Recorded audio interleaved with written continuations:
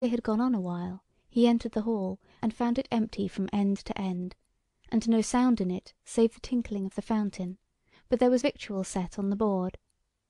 He ate and drank thereof to keep life lusty within him, and then went out again to the woodside to watch and to long, and the time hung heavy on his hands, because of the lack of the fair maiden.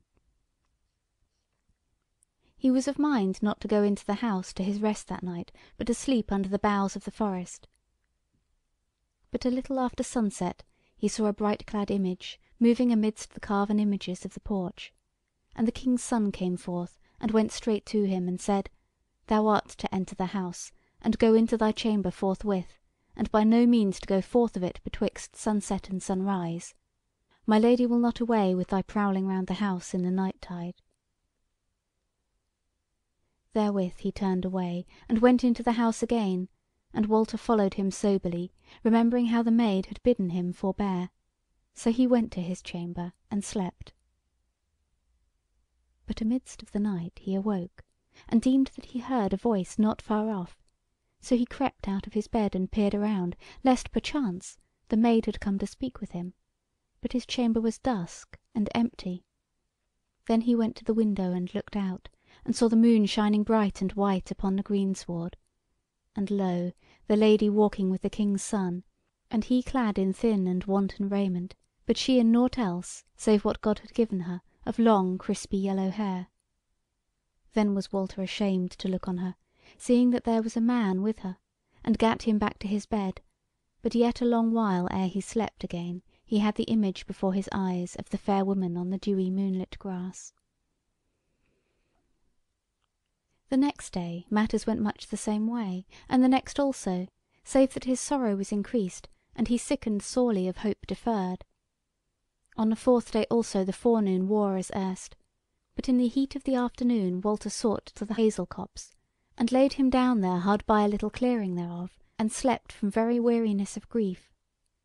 There, after a while, he woke with words still hanging in his ears, and he knew at once that it was they twain talking together. The King's son had just done his say, and now it was the Lady beginning in her honey sweet voice, low but strong, wherein even was a little of huskiness. She said: "Otto, belike it were well to have a little patience, till we find out what the man is, and whence he cometh. It will always be easy to rid us of him. It is but a word to our Dwarf King, and it will be done in a few minutes." "Patience," said the King's son angrily. "I wot not how to have patience with him, for I can see of him that he is rude and violent and headstrong, and a low-born wily one. Forsooth he had patience enough with me the other even, when I rated him in like the dog he is, and he had no manhood to say one word to me. Soothly, as he followed after me, I had a mind to turn about and deal him a buffet on the face, to see if I could but draw one angry word from him." The Lady laughed and said: "Well, Otto, I know not. That which thou deemest dastardly in him may be but prudence and wisdom, and he an alien, far from his friends and nigh to his foes. Perchance we shall yet try him what he is. Meanwhile, I rede thee try him not with buffets, save he be weaponless and with bounden hands, else I deem that but a little while shalt thou be fain of thy blow." Now when Walter heard her words, and the voice wherein they were said, he might not forbear being stirred by them, and to him, all lonely there, they seemed friendly. But he lay still, and the King's son answered the Lady and said: "I know not what is in thine heart concerning this runagate, that thou shouldst bemock me with his valiancy, whereof thou knowest nought. If thou deem me unworthy of thee, send me back safe to my father's country. I may look to have worship there, yea, and the love of fair women belike." Therewith it seemed as if he had put forth his hand to the Lady to caress her, for she said: "Nay, lay not thine hand on my shoulder, for to day and now it is not the hand of love, but of pride and folly and would-be mastery. Nay, neither shalt thou rise up and leave me until thy mood is softer and kinder to me." Then was there silence betwixt them a while, and thereafter the King's son spake in a wheedling voice: "My goddess, I pray thee pardon me.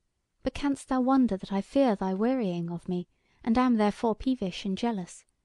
Thou so far above the queens of the world, and I a poor youth that without thee were nothing."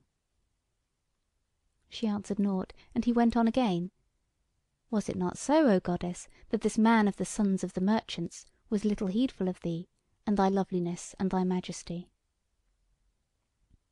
She laughed and said: "Maybe he deemed not that he had much to gain of us, seeing thee sitting by our side, and whereas we spake to him coldly and sternly and disdainfully.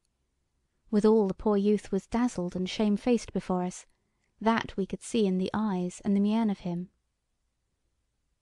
Now this she spoke so kindly and sweetly, that again was Walter all stirred thereat, and it came into his mind that it might be she knew he was anigh and hearing her, and that she spake as much for him as for the King's Son.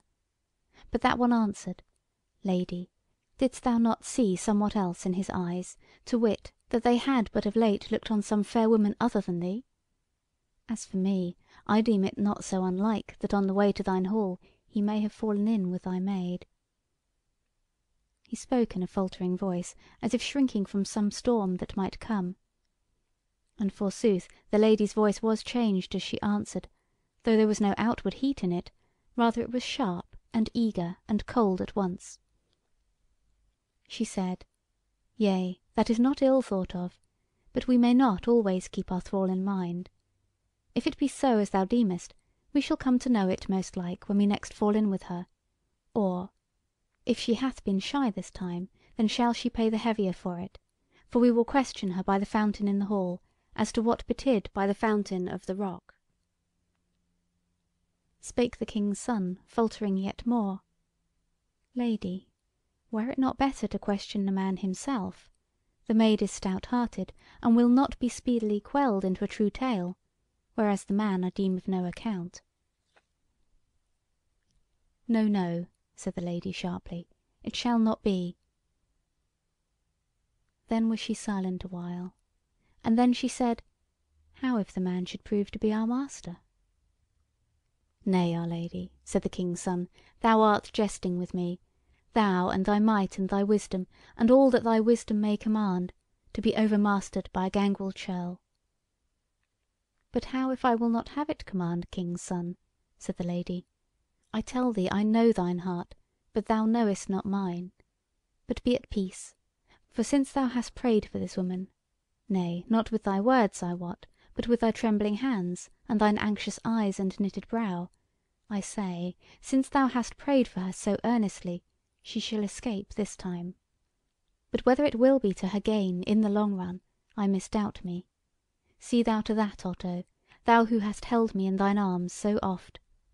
And now thou mayest depart if thou wilt." It seemed to Walter as if the King's Son were dumbfounded at her words.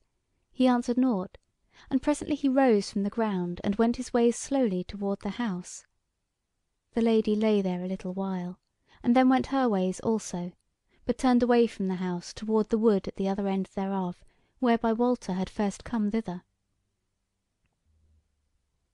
As for Walter, he was confused in mind and shaken in spirit, and withal he seemed to see guile and cruel deeds under the talk of those two, and waxed wrathful thereat.